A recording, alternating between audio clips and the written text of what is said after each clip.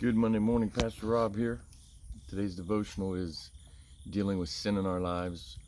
And one of the things that I wanted to talk about this morning is the book of Judges and the Israel nation as well.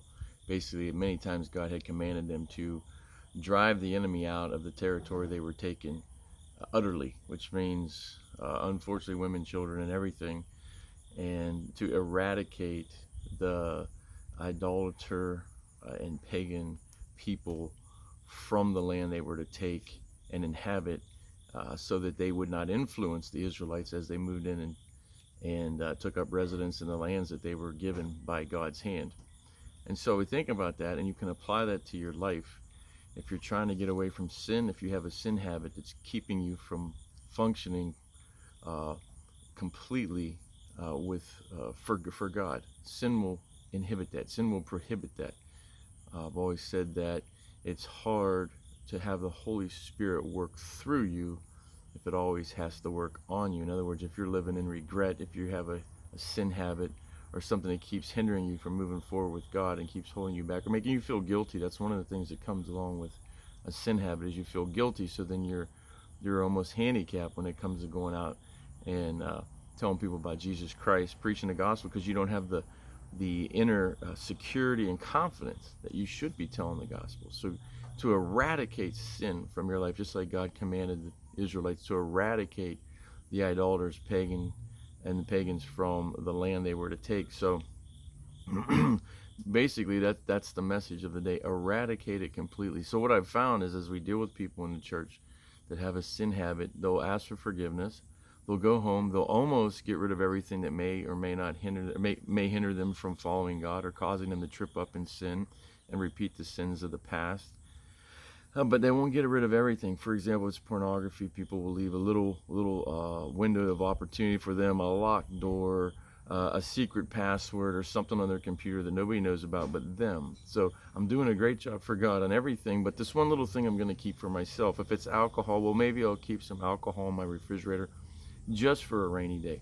One of the things too that I'm finding on social media is many married men have come and talked to me about, what about my old girlfriends from high school or college? Get rid of them. If you're married, they have no business in your life if it's a temptation to you. Now, if you're friends, I mean, we have friends that are married and we dated in high school, and Heidi and I, they're friends. There's no temptation there. But literally, if there's a temptation, or you even think, if you have to go to the preacher and ask, what about this person? Should I get rid of this phone number? Should I get rid of this person as a contact on my Facebook or my Instagram or my Twitter? That means if you're asking somebody if you should, you should. Get rid of them. I don't mean that in a bad way. I'm just saying it's time to cut those people off. Actually, if I ever had a doubt, I would ask Heidi, what do you think about this person in the beginning? Well, this is not an issue any longer. This is in the beginning of our marriage. But literally, if it's a temptation, cut it off. Your commitment is to Christ first, your wife second, your church, your family, and so on. And anything that hinders you from going forward with God must be eradicated completely. Don't leave even a shadow of opportunity, and only you can make your own judgment on that. A shadow of opportunity to go out and sin any longer. We must get rid of everything.